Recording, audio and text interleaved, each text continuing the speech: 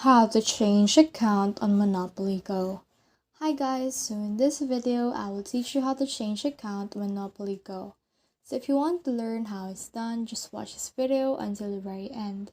It's just pretty quick and simple, so let's go. So what we need to do is we need to head over to our Monopoly Go app and then open that.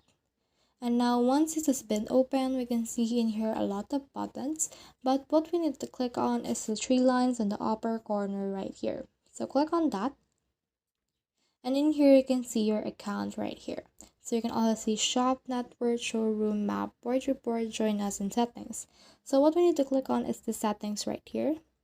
And then once you have clicked on that, we can see the settings like sounds, music, language, support, legal, and also this account deletion right here. But what we need to click on is this connect account. So click on connect account. Then as you can see, my account has already been connected to Facebook and already been connected to this one right here. So if you want to change account, you can actually just disconnect in here on Facebook. Then as you can see, once it's been disconnected, you can click on play with friends again, click on confirm, and then you can log in your new Facebook account using that way.